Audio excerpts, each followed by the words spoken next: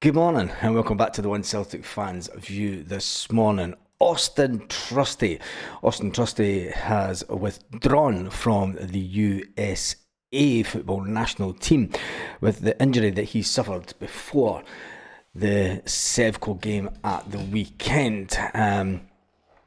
So we just hope that Austin Trusty is fit and well by the time that football resumes in about 2 weeks' time, just under 2 weeks' time. There's been a lot of talk about the Rangers player who soaked the Celtic fans, and he's came out and spoken his native tongue, saying that it's absurd, the behaviour and the reaction. And even though the police, and it's been widely known for many years that the Police Scotland do have a word with players saying that they've not got to get involved with the fans, they've not to incite any type of reaction from fans, and definitely not engage with the fans. We'll leave that there and see what's happening with that. Who cares, really? You all know that if he gets a ban, it'll be towards the end of the season, and he's not going to be here next season anyway, so it won't matter, will it? Typical SFA. Celtic currently have 12 players out on loan. You have young Toby, young Matthew Anderson, Adam Montgomery, young Lenny, young Ben Summers, just to name a few. And then you get into the first team players. You do get into the first team players. And what a waste of money it seems to have been. When you've got people like Gustav Lagerbielke, who I feel was hard done by at Celtic. Gustav Lagerbielke, as you see there, is a player that has been put out on loan, and he has excelled at the club he is at. He's a player that was told that he wasn't good enough to play for Brendan Rodgers when he decided to find his dream move to an Italian team. Brendan Rodgers and Celtic then pushed the "no, you're not going" button because one Cameron Carter-Vickers got injured. And then there's Stephen Welsh, who came through the academy. Hasn't cost us a lot of money, but he's a player that just put pen to a new 5-year deal not so long ago, and he's now decided, I've had enough, I want to get out here, I want out on loan. And he is out on loan. Another defender out on loan. When we were kind of scrambling about picking Martin Orobski, who hasn't played all season, and the squad was very short in the last game. Next up is the midfield they want to talk about, because there are two players out on loan. One who's currently at Hibernian, and one who's in Los Angeles. Yes, Odom, who is out on loan until the end of the year. Odom, when he was brought into Celtic, was meant to be the next big thing, but one of the best ones, one of the best headlines ever, has to go to, I'm going to have to say it, Kwon. Because Kwon is a player that when he came to Celtic, this was the statement that Kwon said: "I will become the best player in Celtic and go to higher places, such as the German Bundesliga or the English Premier League." He's currently playing at Hibs on loan, and Celtic are paying the majority of his wages. Celtic are paying the majority of all these players that are out on loan, by the way. Celtic are paying the majority of the wages. And then you have Marco Tilio. Yes, remember him? Was brought in from Australia by Ange Postecoglou, who looks like he's going to be on his way out of Spurs. He's going to get sacked if he doesn't get to the Europa Cup final. He's definitely getting sacked, isn't he? Marco Tilio, who came to the shores and was going to be the next big thing coming out of Australia, and he didn't fancy Scotland. I fancied the weather, mate. It's fucking freezing air, innit? And then tumbled off to the jungle and went back to Australia. And then the Enigma who pulls on his national team top and becomes an absolute star, becomes an amazing star. But he decided that enough was enough, sitting on the sidelines, and he also wanted out, and he's also on loan until the end of the season. He's one of the only players, he is the only player that is out on loan that has either an option to buy or an obligation to buy.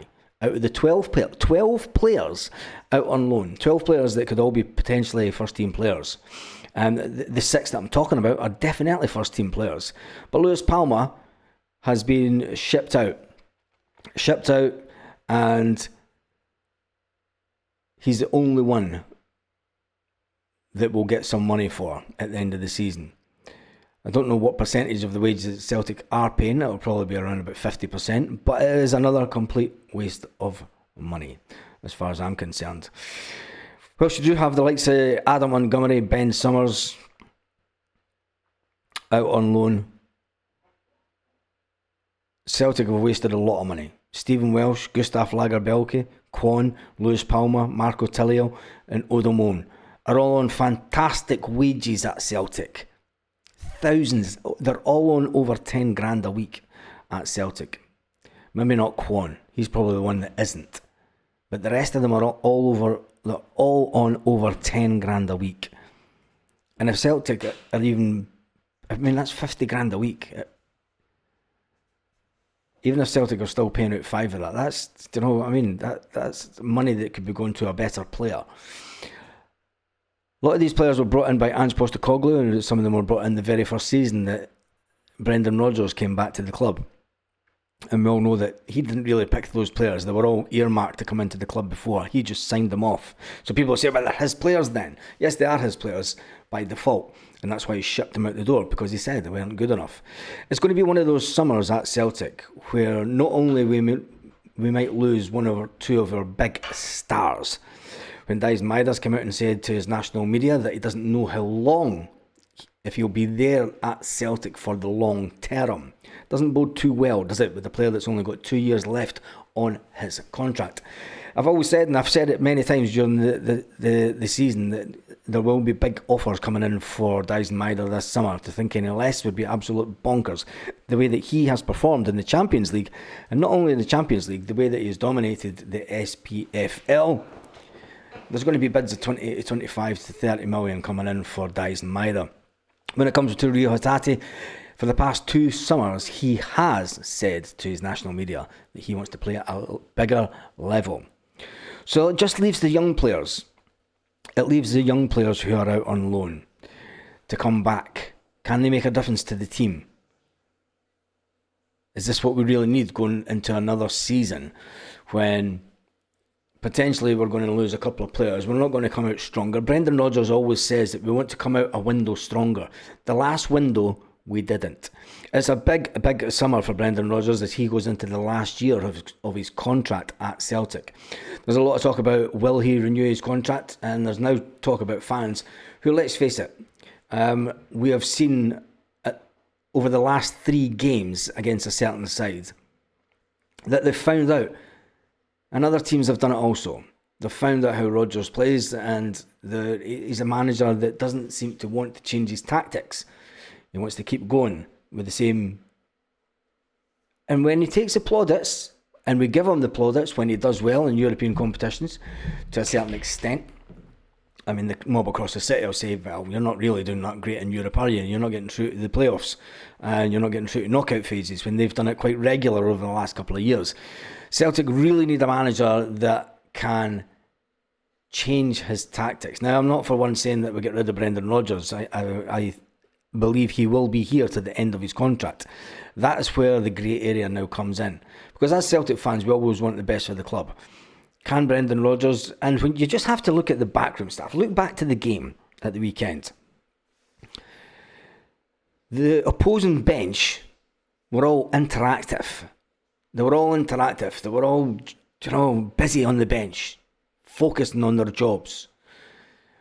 And for all the good that John Kennedy has done over the years for Celtic, he basically sits on the bench and just looks like a grumpy old sod.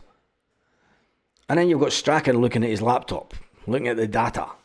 You've got Strachan looking at his laptop, looking at the data, deciding, who's not performing. And just open your eyes and look and then start shouting at players and get them to perform. Because I think that was the difference at the weekend.